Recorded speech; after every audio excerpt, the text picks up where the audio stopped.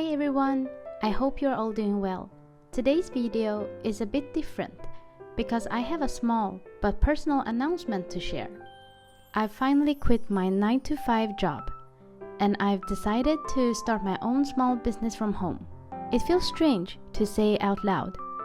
For years, I've worked full-time while freelancing on the side, but I've always felt this pull to create something that's mine. And now, I'm finally doing it.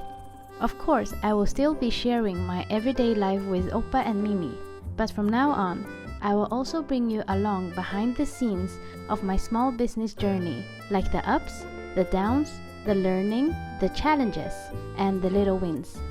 I also want to say thank you for all the support you've given me over the years.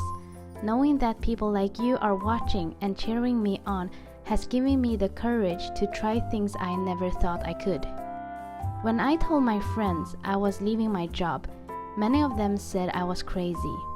And my family, I haven't even told them. They come from a different generation and don't always understand. Every time I've had an idea in the past, I've been met with silence, neglect, or doubt. So this time, I'm keeping quiet. I'm just going to do what makes me happy.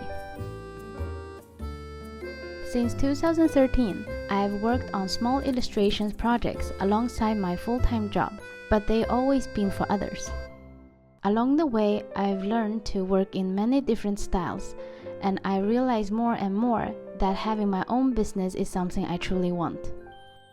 Not only is it for the passion of creating and making projects, but it's also the feeling that there won't be any boundaries or limits to my creativity.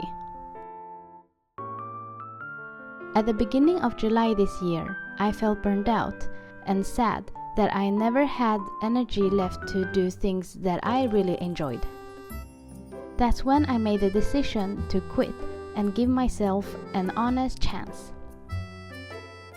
I don't have another job to fall back on, and yes, it's scary, especially when prices are high and the world economy isn't the best. But what scares me more is looking back one day and regretting that I never tried.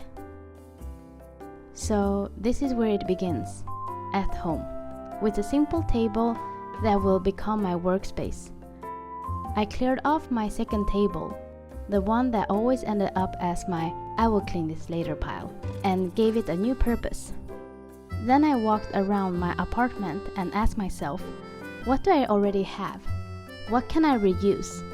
For example, instead of buying expensive shelves or containers, I can use cups or boxes from things I've already bought. I want to keep costs low and work with what I've got. I've always been someone who overthinks. I get stuck in all the what ifs.